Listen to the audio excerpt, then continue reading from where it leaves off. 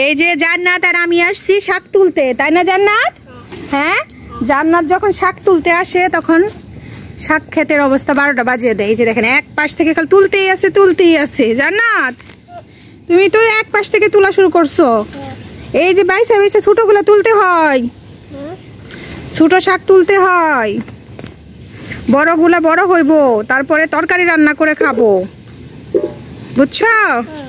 এই দেখ কতগুলো তুলে ফেলছে জান্নাতে। বড়গুলো তুলো না, ছোটগুলো তুলো, ছোটগুলা। জান্নাত ভিতরের গুলা, ভিতরের গুলা। আমি তুলি, তুমি তুলবা? জান্নাত বলে একাই তুলবে সব। তুমি তো পুরা ক্ষেত একদম সাফা করে দিবা সব তুলে। এই যে তুলো, আমার দিকে তাকাও। এই যে শেষ, দেখি কতগুলো তুলছো, ঝুড়ি না উঠাও। এই নাও, শেষ বলে শেষ। এই যে দেখেন কতগুলো তুলে ফেলছে, শেষ। দেখি তোলা হয়ে গেছে। হ্যাঁ, এই দেখো কত সবজি হয়েছে। এই যে দেখো কত পুঁই শাক হয়েছে। এই যে জান্নাত শাক তুলতে তুলতে এই যে দেখেন শাক ক্ষেতের ভিতরে এসে পড়ছে একদম। তুমি তো সবগুলো একদম পাড়িয়ে নষ্ট করে ফেলতেছ। আম্মু এইদিকে আসো। এই যে জান্নাতকে আমি বাইরে নিয়ে এসেছি। ওই দেখেন ক্ষেতের অবস্থা। জান্নাত যখন শাক তুলতে আসে তখন ক্ষেতের অবস্থা এই যে দেখেন কি হয়ে যায়।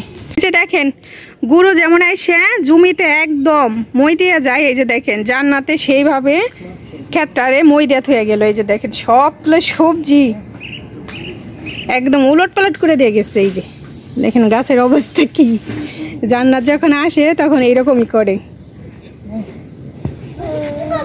এই যে আমাদের সবজি পুঁই শাকগুলো মাশাআল্লাহ অনেক সুন্দর হয়েছে, আর সেই রকমই ডাঁটা শাকগুলো অনেক সুন্দর হয়েছে।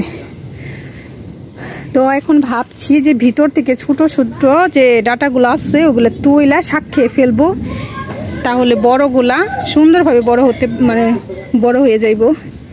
আর এই যে জান্নাত দেখেন দুষ্টামি কইরা কোথায় যে লুকাইছে। এই যে দেখেন, এই যে জান্নাত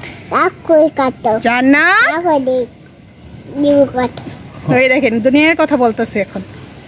এই যে জান্নাত একটা আম দেখছে, ওই যে পড়ছে দেখেন, ওই যে ওইটা টুকাইতেছে।